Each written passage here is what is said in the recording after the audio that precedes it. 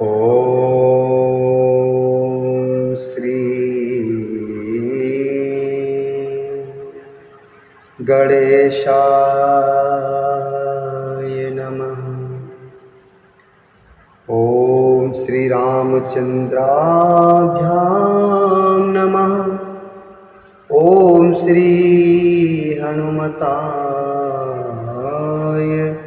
नमः। श्रीमद् वाल्मीकि रामायण,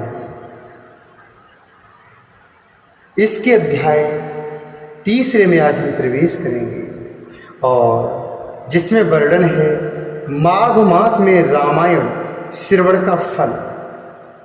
माघ मास में रामायण श्रवण का फल। राजा सुमति और सत्यवती के पूर्व जन्म का इतिहास। सनत कुमार बोले, हे ब्रह्म ऋषि नारद जी, अहो विप्र इदं प्रोक्तमितिहासं च नारद। रामायणस्य महात्म्यं त्वं पुनर्वद विस्तरात्। त्वं पुनर्वद विस्तरात्। अन्यमासस्य महात्म्यं कथयस्व प्रसादतः। कश्चनो जायते तुष्टिर्मुने तद्वचनामृतात्। त्वद्वचनामृतात्। शरद कुमार जी ने कहा, हे ब्रह्मर्षि नारद, आपने यह अद्भुत इतिहास सुनाया है। अब रामायण के महात्म का पुनः विस्तार पूर्वक वर्णन कीजिए। रामायणस्य महात्म्यं त्वं पुनर्वद विस्तरात्। अब रामायण के महात्म का पुनः विस्तार पूर्वक वर्णन कीजिए। आपने कार्तिक मास में रामायण की श्रवण की महिमा बताई, अब कृपा पूर्वक दूसरे मास का महात्म बताइए। हे मुनि, आपके वचनामृत से किसको संतोष नहीं होगा। नारद जी ने कहा, महात्माओं, आप सब लोग निश्चय ही बड़े भाग्यशाली और कृत्य हैं। सर्वे यूयं महाभागाः कृतार्था नास्ति संशयः। यतः प्रभावं रामस्य भक्तितः श्रोतुमूर्धतः। भक्तितः श्रोतुमूर्धतः। नारद जी ने कहा, हे महात्माओं, आप सब लोग निश्चय ही बड़े भाग्यशाली और कृत्य हैं, इसमें संशय नहीं है, क्योंकि आप भक्ति भाव से भगवान श्री राम की महिमा सुनने के लिए उद्यत हुए हैं। महात्म्य श्रवणं यस्य राघवस्य कृतात्मनां। दुर्लभं प्राहुरत्यन्तं मुनियो ब्रह्मवादिना। दुर्लभं प्राहुरत्यन्तं मुनियो ब्रह्मवादिना। दुर्लभं प्राहुरत्यन्तं मुनियो ब्रह्मवादिना।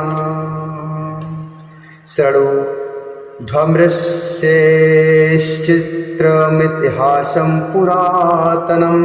सर्वपापप्रशमनं सर्वरोगविनाशनं। सर्वरोगविनाशनं। ब्रह्मवादी मुनियों ने भगवान श्री राम के महात्म का श्रवण पुण्यात्मा पुरुषों के लिए परम दुर्लभ बताया है। महर्षियों, अब आप लोग एक विचित्र पुरातन इतिहास सुनिए। शृणु ध्वम्रस्य चित्रमितिहासम्। हे महर्षियों, अब आप लोग एक विचित्र पुरातन इतिहास सुनिए जो समस्त पापों का निवारण और संपूर्ण रोगों का विनाश करने वाला है। पूर्व काल की बात है, द्वापर में सुमति नाम से प्रसिद्ध एक राजा हो गए हैं। उनका जन्म चंद्रवंश में हुआ था। वे श्री संपन्न और सातों द्वीपों के एकमात्र सम्राट थे। उनका मन सदा धर्म में ही लगा रहता था। वे सत्यवादी तथा सब प्रकार की संपत्तियों से सुशोभित थे। सदा श्री राम कथा के सेवन और श्री राम की ही समाराधना में संलग्न रहते थे। श्री राम की समाराधना में संलग्न रहते थे। श्री राम की पूजा अर्चा में लगे रहने वाले भक्तों की वे सदा सेवा करते थे। उनमें अहंकार का नाम भी नहीं था, उनके अंदर अहंकार बिल्कुल भी नहीं था। वे पूज्य पुरुषों के पूजन में तत्पर रहने वाले समदर्शी सद्गुण संपन्न थे। राजा सुमति समस्त प्राणियों के हितैषी, शांत, कृतज्ञ और यशस्वी थे। उनकी परम सौभाग्यशालिनी पत्नी भी समस्त शुभ लक्षणों से शोभित थी। उसका नाम था सत्यवती। वह बड़ी ही पतिव्रता थी, पति में ही उसके प्राण बसते थे। वे दोनों पति पत्नी सदा रामायण के ही पढ़ने और सुनने में संलग्न रहते थे। सदा अन्न का दान करते और प्रतिदिन जलदान में प्रवृत्त रहते थे। उन्होंने असंख्य पोखरों, बगीचों और बावड़ियों का निर्माण कराया था। महाभाग राजा सुमति भी सदा रामायण के ही अनुशीलन में लगे रहते थे। वे भक्ति भाव से भावित होकर रामायण को ही बांसते अथवा सुनते थे। इस प्रकार वे धर्मज्ञ नरेश सदा श्री राम की आराधना में ही तत्पर रहते थे। उनकी प्यारी पत्नी सत्यवती भी ऐसी ही थी। देवता भी उन दोनों दंपत्ति की सदा भूरि भूरि प्रशंसा करते थे। एक दिन उन त्रिभुवन विख्यात धर्मात्मा राजा रानी को देखने के लिए विवांडक मुनि अपने बहुत से शिष्यों के साथ हुआ। एक दिन उन त्रिभुवन विख्यात धर्मात्मा राजा रानी को देखने के लिए विवांडक मुनि अपने बहुत से शिष्यों के साथ वहाँ आए। मुनि व विवांडक को आया हुआ देखकर राजा सुमति को बड़ा सुख मिला। वे पूजा की विस्तृत सामग्री को साथ लेकर पत्नी से उनकी अगवानी के लिए गए। जब मुनि का अतिथि सत्कार संपन्न हो गया और वे शांत भाव से आसन पर विराजमान हो गए, उस समय अपने आसन पर बैठे हुए भूपाल ने मुनि से हाथ जोड़कर कहा। राजा बोले, हे भगवान, भगवन् कृतिकृत्योध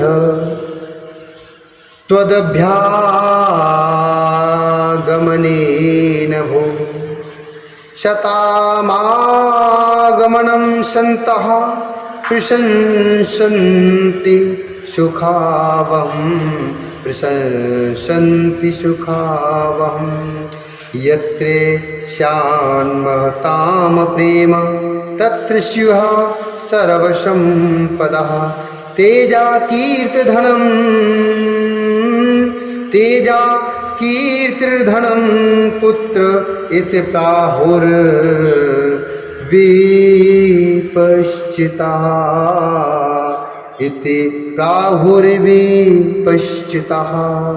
राजा बोले, हे भगवान, आज आपके शुभागमन से मैं कृतार्थ हो गया, क्योंकि श्रेष्ठ पुरुष संतों के आगमन को सुखदायक बताकर उसकी प्रशंसा करते हैं। जहाँ महापुरुषों का प्रेम होता है, यत्र स्न्यामहताम प्रेम तत्र स्युः सर्वसंपदा। जहाँ महापुरुषों का प्रेम होता है, वह सारी संपत्तियाँ अपने आप उपस्थित हो जाती हैं। वहाँ तेज, कीर्त, धन और पुत्र सभी वस्तु उपलब्ध होती हैं, ऐसा विद्वान पुरुषों का कथन है। हे मुने, हे प्रभु, जहाँ संत महात्मा बड़ी भारी कृपा करते हैं, वहाँ प्रतिदिन कल्याणमय साधनों की वृद्धि होती है। हे ब्राह्मण, जो अपने मस्तक पर ब्राह्मणों का चढ़ोदक धारण करता है, उसे पुण्यात्मा पुरुष ने सब तीर्थों में स्नान कर लिया, ये इसमें संशय नहीं है। जो अपने मस्तक पर ब्राह्मणों का चढ़ोदक धारण करता है, उस पुण्यात्मा पुरुष ने सब तीर्थों में स्नान कर लिया है, इसमें संशय नहीं है। शांत स्वरूप महर्षि, मेरे पुत्र, पत्नी तथा सारी संपत्ति आपके चरणों में समर्पित है। आज्ञा दीजिए, हम आपकी क्या सेवा करें। ऐसी बातें कहते हुए राजा सुमति की ओर देखकर मुनीश्वर विवांडक बड़े प्रसन्न हुए और उन्होंने अपने हाथ से राजा का स्पर्श करते हुए कहा। ऋषि बोले, हे राजन, तुमने जो कुछ कहा है वह सब तुम्हारे कुल के अनुरूप है। राजन यदुक्तम भवता तत्सर्वं त्वत्कुलोचितं विनयावनतः सर्वे परं श्रेयो भजन्ति हे राजन, तुमने जो कुछ कहा है वह सब तुम्हारे कुल के अनुरूप है। जो इस प्रकार विनय से झुक जाते हैं वे सब लोग परम कल्याण के भागी होते हैं। हे भूपाल, तुम सन्मार्ग पर चलने वाले हो, मैं तुम पर बहुत प्रसन्न हूँ। हे महाभाग, तुम्हारा कल्याण हो। मैं तुमसे जो कुछ पूछता हूँ उसे बताओ। यद्यपि भगवान श्री हरि को संतुष्ट करने वाले बहुत से पुराण भी थे जिनका तुम पाठ कर सकते थे, तथापि इस माघ मास में सब प्रकार से प्रयत्नशील होकर तुम जो रामायण के ही पारायण में लगे हुए हो, तथा तुम्हारी यह साध्वी पत्नी भी सदा जो श्री राम की ही आराधना में रत रहती है, इसका क्या कारण है, यह वृत्तांत यथावत रूप से मुझे बताओ। राजा ने कहा, हे भगवान सुनिए, आप जो कुछ पूछते हैं वह सब मैं आपको बता रहा हूँ। शृणुष्व भगवन् सर्वं यत् पृच्छसि वदामि तत् आश्चर्यं यद्दे लोका नाम वयोश्चरितम सुमने। राजा ने कहा, हे भगवान सुनिए, आप जो कुछ पूछते हैं वह सब मैं आपको बता रहा हूँ। हम दोनों का चरित्र संपूर्ण जगत के लिए आश्चर्यजनक है। हे मुने, हम दोनों का चरित्र संपूर्ण जगत के लिए आश्चर्यजनक है। हे साधु शिरोमणि, पूर्व जन्म में मैं मालती नामक शूद्र था, सदा कुमार पर ही चलता और सब लोगों के अहित साधन में ही संलग्न रहता था। दूसरों की चुगली खाने वाला, धर्मद्रोही, देवता संबंधी द्रव्य का अपहरण करने वाला तथा महापातकियों के संसर्ग में रहने वाला था। मैं देव संपत्ति से ही जीविका चलाता था। गो हत्या, ब्राह्मण हत्या और चोरी करना, यही सब मेरा धंधा था। मैं सदा दूसरे प्राणियों की हिंसा में ही लगा रहता था। प्रतिदिन दूसरों से कठोर बातें बोलता था, पाप करता था और वेश्याओं में आसक्त रहता था। इस प्रकार कुछ काल तक घर में रहा। फिर बड़े लोगों की आज्ञा का उल्लंघन करने के कारण मेरे सभी भाई बंधुओं ने मुझे त्याग दिया और मैं दुखी होकर वन में चला गया। वहाँ प्रतिदिन मृगों का मांस खाकर रहता था और कांटे आदि बिछाकर लोगों के आने जाने का मार्ग अवरुद्ध कर देता था। उनके मार्गों में मैं बाधा उत्पन्न करता था, उनके मार्गों को मैं रोकता था। इस तरह अकेला बहुत दुख भोगता मैं उस निर्जन वन में रहने लगा। एक दिन की बात है, मैं भूखा प्यासा, थका मांदा, निद्रा से झूमता हुआ एक निर्जन वन में आया। वहाँ दैव योग से वशिष्ठ जी के आश्रम पर मेरी दृष्टि पड़ी। उस आश्रम के निकट एक विशाल सरोवर था जिसमें हंस और कारंडव आदि जल पक्षी छा रहे थे। हे मुनीश्वर, वह सरोवर चारों ओर से वन्य पुष्प समूह द्वारा आच्छादित था। वहां जाकर मैंने पानी पिया और उसके तट पर बैठकर अपनी थकावट को दूर किया। फिर कुछ वृक्षों की जड़ें उखाड़कर उनके द्वारा अपनी भूख बुझाई। वशिष्ठ के उस आश्रम के पास ही मैं निवास करने लगा। टूटी फूटी स्फटिक शिलाओं को जोड़कर मैंने वहां दीवार खड़ी की। फिर पत्तों, तिनकों और काष्ठों द्वारा एक सुंदर घर बना लिया। उसी घर में रहकर मैं व्याधों की वृत्ति का आश्रय ले नाना प्रकार के मृगों को मारकर मैं व्याधों की वृत्ति का उसी घर में रहकर मैं व्याधों की वृत्ति का आश्रय लेकर नाना प्रकार के मृगों को मारकर उन्हीं के द्वारा 20 वर्षों तक अपनी जीविका चलाता रहा। तदंतर मेरी ये साध्वी पत्नी वहाँ मेरे पास आई। पूर्व जन्म में इनका नाम काली था। काली निषाद कुल की कन्या थी और विंध्य प्रदेश में उत्पन्न हुई थी। उसके भाई बंधुओं ने उसे त्याग दिया था। वह दुख से पीड़ित थी, उसका शरीर वृद्ध हो चला था। हे ब्राह्मण, वह भूख प्यास से शिथिल हो गई थी और इस सोच में पड़ी थी कि भोजन का कार्य कैसे चलेगा। दैव योग से घूमती घूमती वह उसी निर्जन वन में आ पहुंची जिसमें मैं रहता था। गर्मी का महीना था, बाहर से धूप सता रही थी और भीतर मानसिक संताप अत्यंत पीड़ा दे रहा था। इस दुखिणी नारी को देखकर मेरे मन में बड़ी दया आई। इमाम दुखवती में दृष्टा जाता में विपुला घृणा, जाता में विपुला घृणा, मया दत्तम जलम चाशय माशम वन फलम तथा गतिश्रमातो सा पृष्टा मया ब्रह्मण यथा तथम, मया ब्रह्मण यथा तथम। इस दुखनी नारी को देखकर मेरे मन में बहुत बड़ी दया आई। मैंने इसे पीने के लिए जल तथा खाने के लिए मांस और जंगली फल दिए। हे ब्राह्मण, काली जब विश्राम कर चुकी तब मैंने उससे उसका यथावत वृत्तांत पूछा। हे महामुनि, मेरे पूछने पर उसने जो अपने जन्म कर्म निवेदन मुझसे किए थे मैं उन्हें आपको बताता हूँ, सुनिए। उसका नाम काली था और वह निषाद कुल की कन्या थी। हे विद्वान, उसके पिता का नाम दाम्भिक अर्थात दाविक था। वह उसी की पुत्री थी और विंध्य पर्वत पर निवास करती थी। सदा दूसरों का धन चुराना और चुगली खाना ही उसका काम था। श्री राम जय राम, जय जय राम, श्री राम जय राम, जय जय राम। एक दिन उसने अपने पति की हत्या कर डाली, इसलिए भाई बंधुओं ने उसे घर से निकाल दिया। हे ब्राह्मण, इस तरह परित्यक्ता काली उस दुर्गम एवं निर्जन वन में मेरे पास आई। उसने अपनी सारी करतूतें मुझे इसी रूप में बताई थी।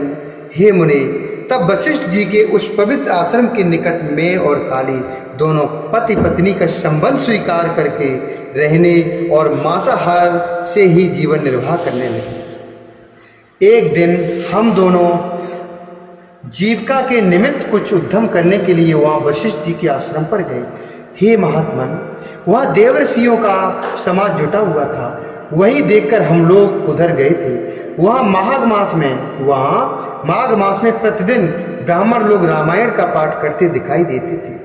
उस समय हम लोग निराहार थे और पुरुषार्थ करने में समर्थ होकर भी भूख प्यास से कष्ट पा रहे थे। अतः बिना इच्छा के ही वशिष्ठ जी के आश्रम पर चले गए थे।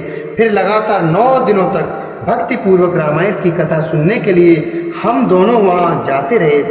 हे मुने, उस समय अर्थात उसी समय हम दोनों की मृत्यु हो गई।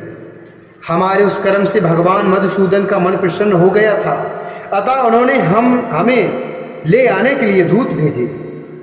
वे दूत हम दोनों को विमान में बैठाकर भगवान के परम पद अर्थात उत्तम धाम में ले गए। हम दोनों देवादिदेव चक्रपाणि के निकट जा पहुंचे।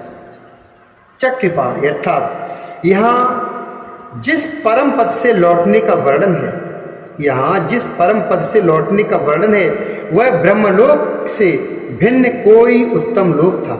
वह ब्रह्मलोक से भिन्न कोई उत्तम लोक था जहाँ भगवान मधुसूदन के सानिध्य तथा श्री राम के दर्शन सुख का अनुभव होता था। इसे साक्षात वैकुंठ या साकेत नहीं मानना चाहिए, क्योंकि वहाँ से पुनरावृत्ति नहीं होती। अनिच्छा से कथा श्रवण करने के कारण उन्हें अपुनरावृत्ति लोक नहीं मिला था। वहाँ हमने जितने समय तक बड़े बड़े भोग भोगे थे वह हम आपको बता रहे हैं, सुनिए। कोटि सहस्त्र और कोटि सतयुगों तक श्री राम धाम में निवास करके हम लोग ब्रह्मलोक में आए। वहाँ भी उतने ही समय तक रहकर हम इंद्रलोक में आ गए। हे मुनिश्रेष्ठ, इंद्रलोक में भी उतने ही काल तक परम उत्तम भोग भोगने के पश्चात हम क्रमशः इस पृथ्वी पर आए हैं। यहाँ भी रामायण के प्रसाद से हमें अतुल संपत्ति प्राप्त हुई है।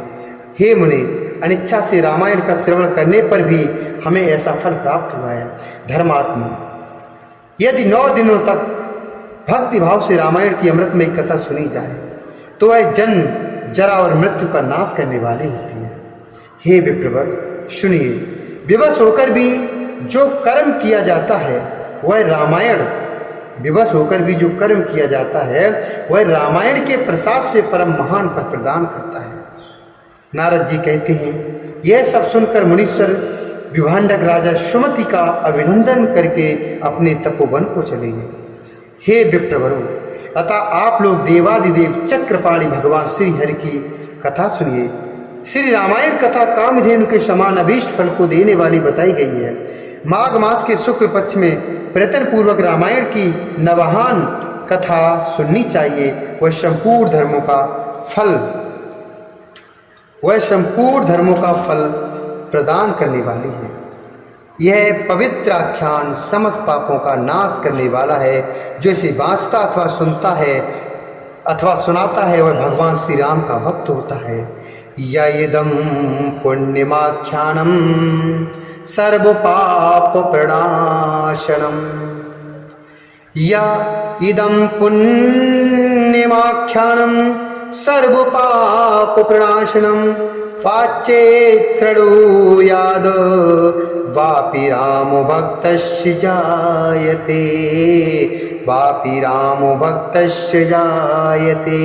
इति श्री स्कंद पुराणे उत्तरखंडे नारद सनत कुमार संवादे रामायण महात्म्ये माघ फलानुकीर्तनम नाम तृतीयोऽध्यायः।